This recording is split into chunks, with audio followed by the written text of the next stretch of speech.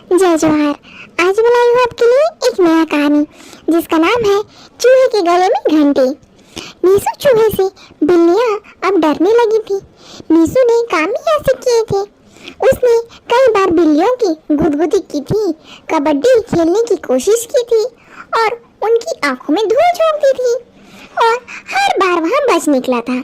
एक बार तो वहाँ काफी देर तक मोटी ताजी बिल्ली के पीठ पर सवार होकर उसके पंजों और दांतों से पसता रहा और बिल्ली के थक जाने पर आराम से अपने बिल में चला गया। अंत में सब बिल्लियों ने एक साथ सभा की। इस चूहे की शैतानियां बढ़ती ही जा रही है। एक बिल्ली ने बात प्रारंभ की। पहले तो यह हमारे हमलों से बचता था, अब यहाँ हम पर ही हमला करने लगा है, कहकर उसने अपनी खोपड़ी दिखाई। यहाँ देखो, आज भरी दोपहर में उसने बड़ी दीवार के ऊपर से मेरे सिर पर एक बड़ा पत्थर लुढ़का दिया। कहीं यह शैतान हम सबको बारी बारी से मार न डाले। एक पतली बिल्ली ने कांपते हुए कहा, यह चूहा नहीं कसाई है। वह चूहा ही है, एक सुलझी हुई बिल्ली ने कहा। कसाई तो उसके लिए हम हैं। हम उसे पकड़ने की कोशिश छोड़ दें तो वहाँ भी हमें तंग नहीं करेगा। क्यों ना हम उससे कोई समझौता कर ले, एक पीटू बिल्ली ने कहा।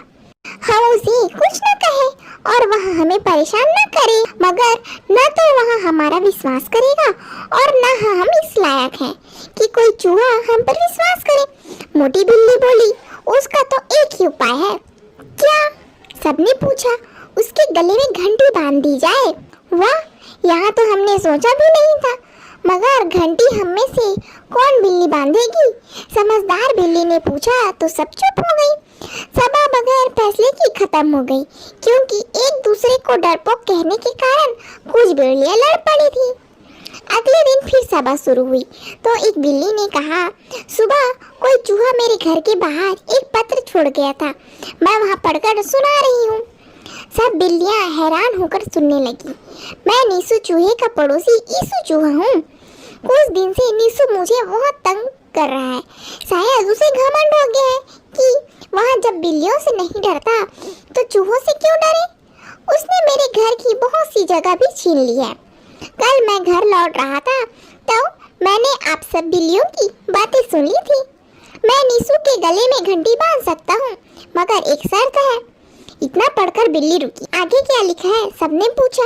लिखा है, शर्त यह है कि आप सब बड़ी चट्टान के पीछे छिप कर बैठे और सामने के पेड़ के नीचे नीसू को घंटी पहने हुए अपनी आंखों से देखे जाने से पहले आप मेरा इनाम 100 रुपए चट्टान के पीछे वाले पत्थर पर रख जाए। 100 रुपए तो ज्यादा है, एक बिल्ली बड़बड़ाई।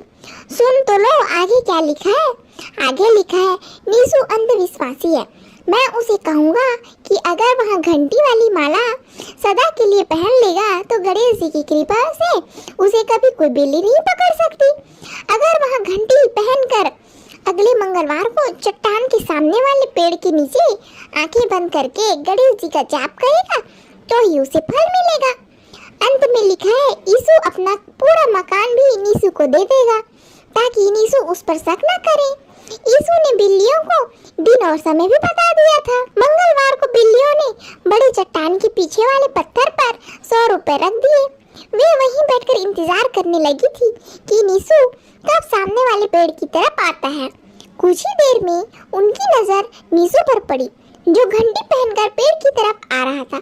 सभी बिल्लियां चट्टान के पीछे छिपने को एक साथ लपकी, मगर यहाँ क्या, सभी घास के नीचे छिपे कीचड़ भरे गड्ढे में जा गिरी। नीसू ने ठाका लगाया, वह आराम से पत्थर के पास पहुंचा। उसने 100 रुपए उठाए और कीचड़ में लथपथ होकर कूद रही बिल्लियों से बोला, ईसू बनकर पत्र मैंने ही लिखा था। इन 100 रुपयों से अब मैं बिल्लीदानी खरीदूंगा और तुम सबको एक साथ बंद करूंगा। तब तक सब यहाँ कबड्डी खेलो।